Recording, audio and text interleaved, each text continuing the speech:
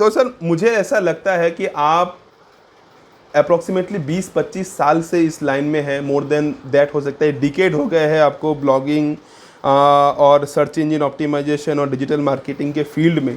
Class 5-6 से आप हैं, तो मुझे ऐसा लगता है कि आप एक ऐसे पर्सन हो जो कि आप सबसे ज़्यादा बता सकते हो कि फ्रॉम लास्ट 10 to 15 ईयर्स में गूगल कैसे काम करता था, या फिर सर्च इंजन ऑप्टिमाइजेशन जैसे होता था, और अभी गूगल कैसे काम करता है, और एसीओज में क्या डिफरेंस एक्चुअली आए हैं, अगर मैं कंपेयर करूं 10-15 साल पहले का और अभी का। तो आपने मुझसे गोल्डन क्वेश्चन किया, बहुत अच्छा क्वेश्चन किया। I wanted you to ask, but मैं कह नहीं सकता था, बहुत अच्छा क्वेश्चन है, मैं इसको आंसर करना चाहता था।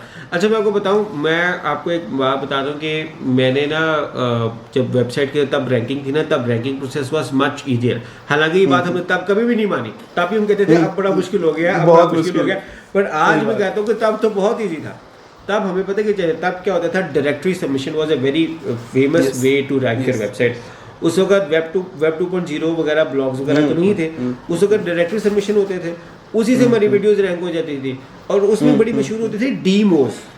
अब डीमोस, यस, हाँ, अब उसमें और उसका लिंक बड़ा, और एक होता था याहू की अपनी होती थी, याहू की एक बिजनेस डायरेक्टरी। यहाँ ये दो लिंक्स आपको चाहिए, आपकी वेबसाइट जनाब टॉप में आ जाएगी, रैंक हो जाएगी। ये दो लिंक्स के साथ फिर बात शुरू की, और डायरेक्टरीज खुलना शुरू हुई, फिर डायरेक्टरीज के सबमिशन होना शुरू हुए, फिर उसी से बंदा रैंक करना शुरू हुआ। फिर उसके बाद आए फॉरम्स, ये जो फॉरम कम्युनिटीज हैं, वी बुलेटिन और आईबीपी इन्विजन पावर बोर्ड के ऊपर ये आए, फॉरम्स आना शुरू हुए, तो इनके बैकलिंक्स आने शुरू हुए, तो इसके ऊपर कहा कि जनाब इसी के ऊपर जो है ना रैंकिंग शुरू हो जाएंगी। उस वक्त तक कोई ऐसा कॉन्सेप्ट नहीं था खास कि जनाब आपकी ऑन पेज ऑब्जर्वेशंस क्या है, कि जनाब विजिटर कितनी देर के लिए आता है, क्या बाउंस रेट है, एक पेज के बाद दूसरे पेज पे जाता है नहीं आता, 30 डेज बाद खुलता है नहीं, उसका ना हीट मैप एक्सपीरियंसेस होते थे कि जनाब यूज़र किस एरिया पे फोकस कर रहा है, कुछ इस तरह की चीज़ें नहीं होती थी। उस वक्त एलेक्सा की रैंकिंग बड़ी ज़्यादा मैटर करती थी। एलेक्सा की रैंकिंग ओवर द टाइम जो है ना, over the year Aahista Aahista Aahista Aahista उसकी बड़ी खत्म हो गई। पहले वही क्राइटेरिया होता था एलेक्सा का, अगर आपने वेबसाइट पे वो बेचनी भी है ना, तो आपको एलेक्सा की रैंकिंग के ऊपर वेबसाइट बिक जाती थी।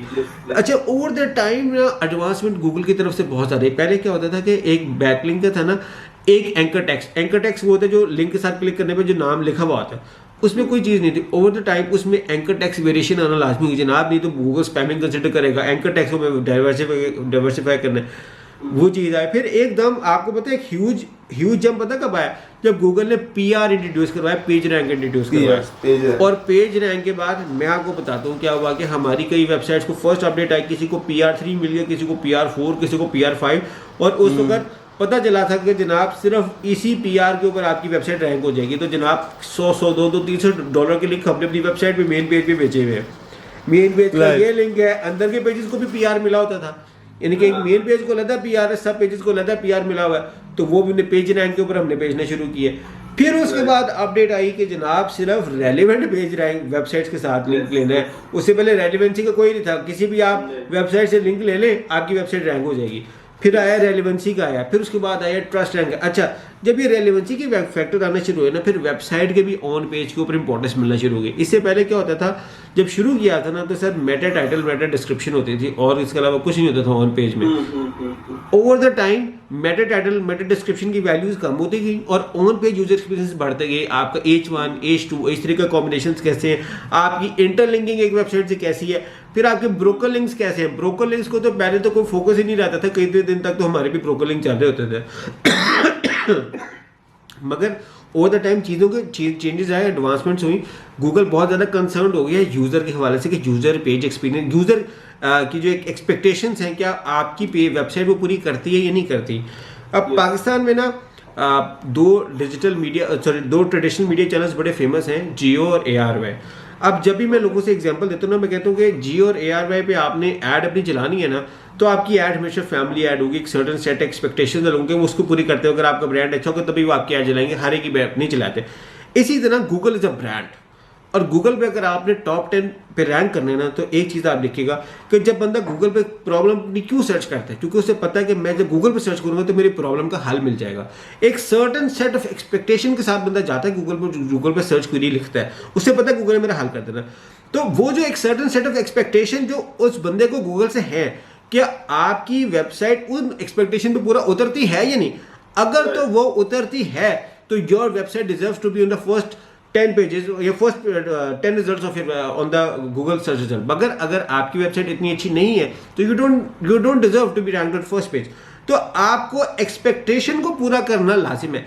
ये जो एक्सपेक्टेशन की बात है ना, ये रिसेंट लास्ट 5-6 ईयर्स की बात है कि ये इतनी एडवांसमेंट आई कि गूगल ने एक्सपेक्टेशन पे फोकस करना शुरू किया कि जो एक्सपेक्टेशन है बंदे को वो पूरी की जाए, वो उसके साथ वो चीज़ ने आके अब आपको पता है एक टाइम आया जनाब कि वो जो थे बैकलिंक्स के ऊपर फोकस, अब उन्होंने क्या किया, अब अथॉरिटी नीश वेब लिंक्स आने शुरू हो गए। क्यों है? क्योंकि बैकलिंक्स पहले लेना बड़ा आसान हो गया प्रोसीजर। गूगल ने इस प्रोसीजर को बड़ा टाइम मुश्किल बनाना शुरू किया। फिर उन्होंने ये भी फैक्टर देखे कि यार हाईली रैंक करके हमने वेबसाइट ऊपर तो आ गए, विजिटर आके खोल के चला जाता है, नहीं स्टे करता, इट मीन्स के वेबसाइट अच्छी नहीं है। फिर एक और बड़ी मशहूर एसईओ में थ्योरी है, एक वो थ्योरी जो सारा साल से चल रही है और जिसकी वर्क के साथ इंपॉर्टेंस बड़ी है, वो है CTR magnet theory. CTR magnet theory something के आपका कितना टाइटल अट्रैक्टिव आपका वेबसाइट का टाइटल और डिस्क्रिप्शन है। क्योंकि जब फर्स्ट पेज पे तो आप अपनी वेबसाइट को ऑप्टिमाइज करके बैकलिंक्स और ऑन पेज से ले आएंगे, मगर फर्स्ट पेज पे जो फर्स्ट 10 रिजल्ट्स हैं इसमें भी तो फाइट है ना कि आपने ऊपर कैसे आना है। तो वो ऊपर आते हैं आप CTR मैग्नेट थ्योरी पे, कितना अट्रैक्टिव आपका टाइटल और डिस्क्रिप्शन है वेबसाइट का, उसके साथ आते हैं। ये वो चीज़ है जो मैं बड़े सालों से देख रहा हूँ, CTR मैग्नेट थ्योरी चल रही है और आज भी चल रही है और मुझे लगता है मुस्तकबिल में भी ये चलेगी। But on the contrary user experience को बहुत ज़्यादा इंपॉर्टेंस मिली है। पहले कुछ भी नहीं होता था। मैं आपको एक बात बताता हूँ कि इंडिया की बड़ी फेमस एक्ट्रेस है मिस करीना कपूर। तो उनको जब वो आई थी ना, तो मैंने सोचा था कि उनके बारे में एक वेबसाइट बनाऊंगा मैं, करीना कपूर फैन पेज बनाऊंगा मैं। और उसको तो स्टार्टिंग में मैंने वो वेबसाइट रैंक भी कर ली थी। मसला नहीं था उसको रैंक करना, मसला इसलिए नहीं था क्योंकि तब हमारी रैंकिंग प्रोसीजर बड़े आसान थे। हमने वेबसाइट बनाई है, उसके ऊपर 10-12 लिंक्स दिए, तो जनाब वो पता चल गया थर्ड पेज पे आके। फिर आपको पता है क्या आना शुरू हुआ, फिर गूगल में एक चीज़ आ गई, स्क्रैप बॉक्स आना शुरू हो गई कि जनाब हर वेबसाइट को हमने फर्स्ट में नहीं रैंक करना, न्यू वेबसाइट्स को टाइम गुजार रहे हैं, फिर उसके बाद वो ऊपर जाएंगी। तो वो चीज़ें एडवांसमेंट्स आई और अब आप आज किसी भी नई वेबसाइट के लिए रैंक करना आसान नहीं रहा, जो कि आज से 15 साल पहले कोई भी वेबसाइट रैंक कर सकती। चीज़ें बहुत बदल गई हैं अब।